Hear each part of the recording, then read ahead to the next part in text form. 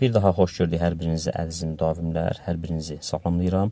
Sizlərlə birgə bugün 2025-ci il coğrafiyadan MİQ sualların birinin izahına yenidən baxmış olacaq və nəzərinizə çatdırım ki, MİQ imtahanında yüksək nəticə göstərmək üçün əzmli və iradəli çalışmaqla bərabər eyni zamanda MİQ tipli testlər daha çox işləmək lazımdır. Abituriyent tipli testlər işləsək, bu bizim köməyimizə bir o qədər çatmayacaq.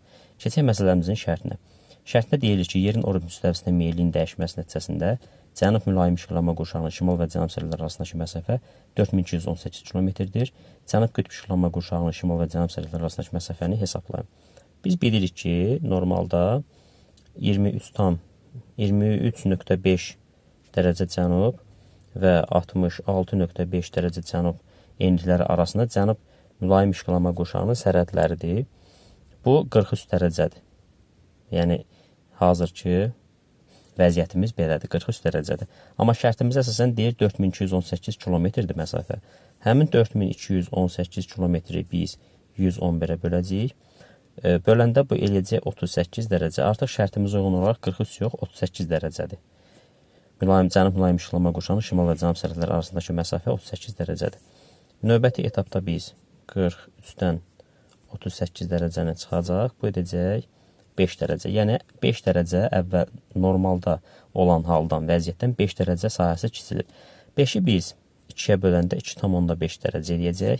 Yəni 2,5 dərəcə 23.5 cənub yönündən 2,5 dərəcə cənuba doğru hərəkət edəcək. 66.5 dərəcə cənub yönündən 2,5 dərəcə şimala doğru hərəkət edəcək.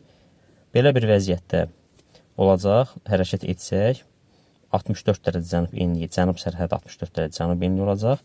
Şimal sərhədi isə 26 dərəcə cənub enliyi olacaq. Biz bunu bildik. Növbəti etapda bizdən soruşur ki, cənub qütb işıqlanma qurşağının şimal və cənub sərhədləri arasındakı məsafəni tapaq. Biz də bilirik ki, yenə də cənub qütb işıqlanma qurşağının şimal sərhədi keçəcək 64 dərəcədən, məsələmizin yəni şərtinə uyğun olaraq o dəyişməyəcək. Cənub sərhəddə keçəcək 90 dərəcədən. Yəni 64 ilə 90 dərəcə arasında çıxanda 26 dərəcə fərq var. 26 dərəcəni biz yenidən 111 kilometrə vuracaq, çünki meridian üzrə hərəkət etmişik. Bu da biz 26-nı 111 kilometrə vuranda 2886 kilometr məsafə edəcək. Şərtimizə uyğun olaraq cənub qütb işıqlanma qurşağının şimal